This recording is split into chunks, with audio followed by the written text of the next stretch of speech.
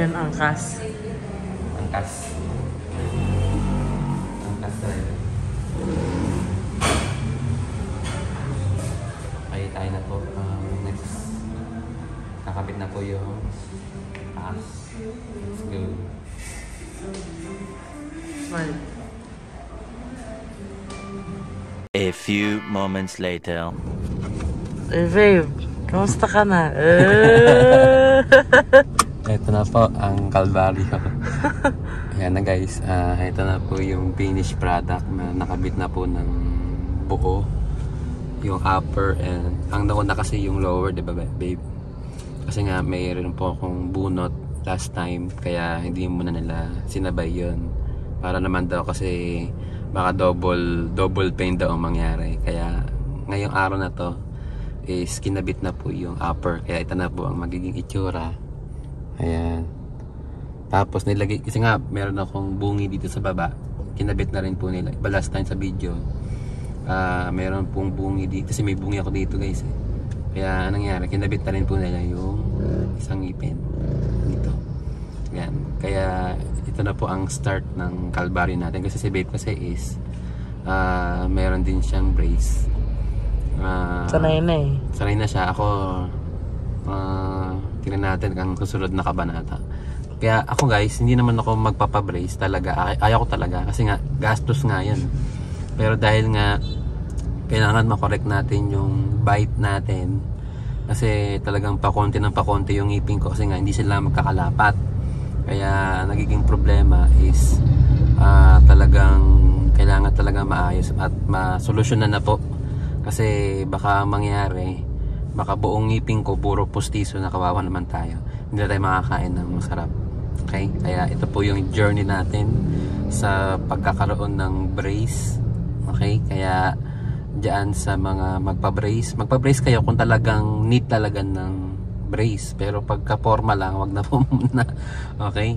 Pero kung may pera naman kayo, why not? Diba? Pero ako, sa akin talaga kailangan talaga na lagyan ng brace, kasi talagang hirap na hirap talaga ako dun sa Wala kang bite eh. walang bite guys, ang hirap, diba? Ano mo, ito na niyang gayaan na ka sa ibahan niya.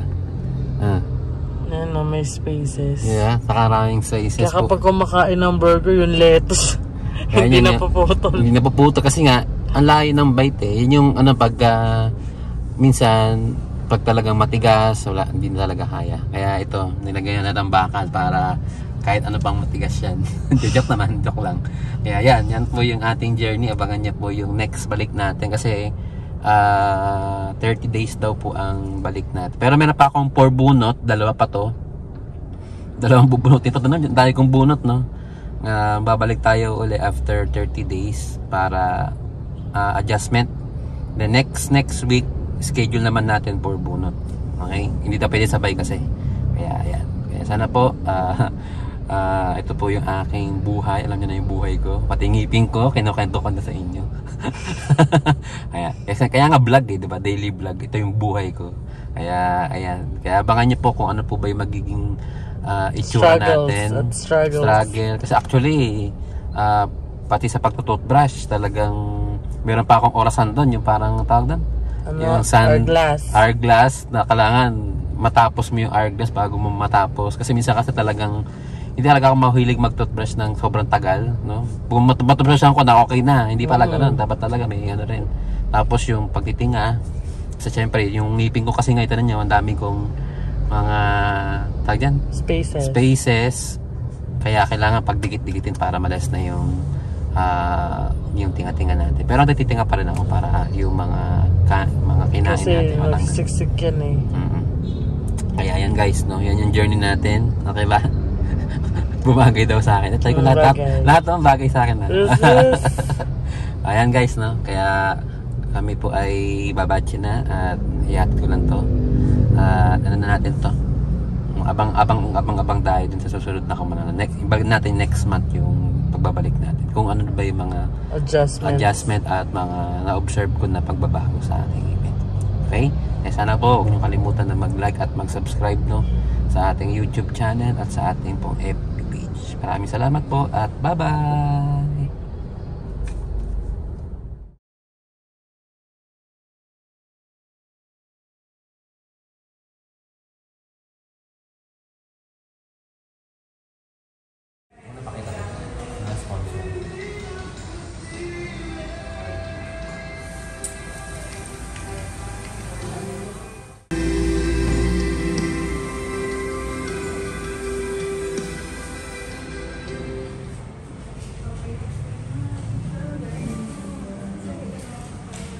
Ano yan, angkas?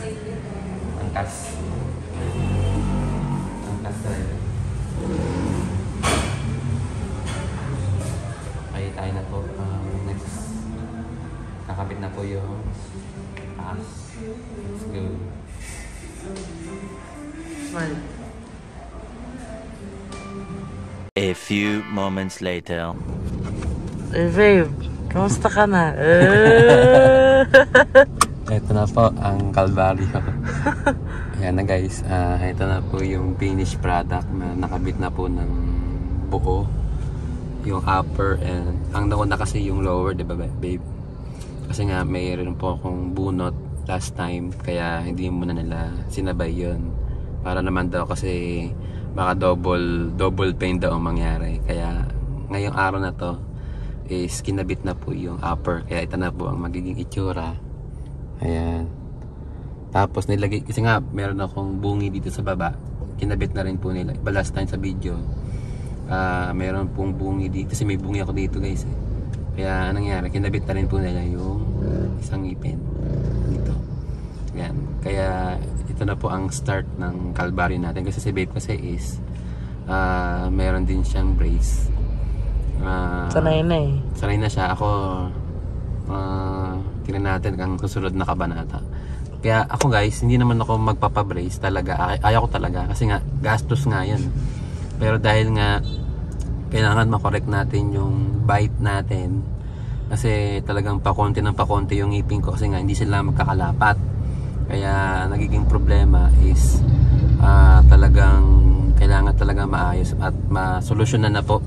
Kasi baka mangyari, baka buong ngipin ko puro pustiso na, kawawa naman tayo. Hindi na tayo makakain ng masarap.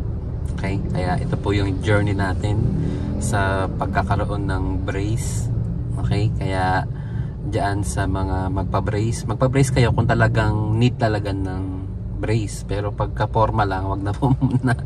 Okay? Pero kung may pera naman kayo, why not? Diba? Pero ako, sa akin talaga kailangan talaga na lagyan ng brace, kasi talagang hirap na hirap talaga ako dun sa Wala kang bite eh. walang bite guys, ang hirap, diba?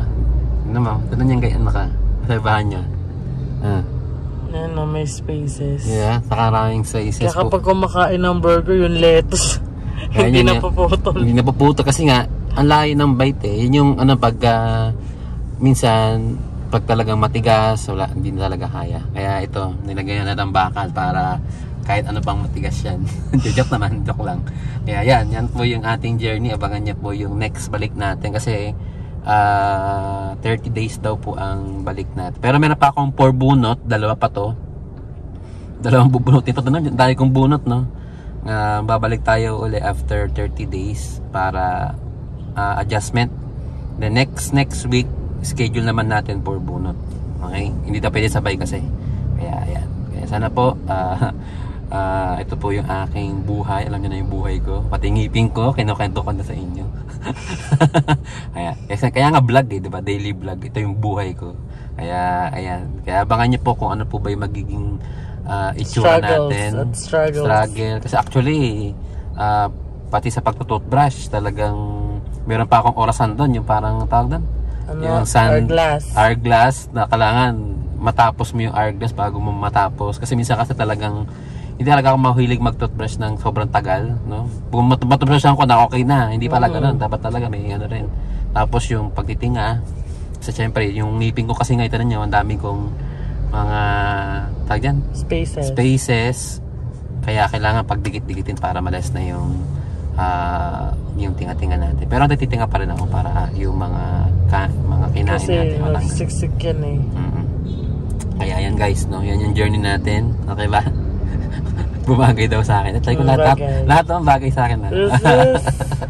Ayan guys, no? Kaya kami po ay babatch na at iyak ko lang to. At ano na natin to? Abang tayo dun sa susunod na kamanana. Ibalik natin next month yung pagbabalik natin. Kung ano ba yung mga adjustment at mga na-observe ko na pagbabago sa ating event. Okay? Eh sana po huwag nyo kalimutan na mag-like at mag-subscribe, no, sa ating YouTube channel at sa ating pong FB page. Maraming salamat po at bye-bye!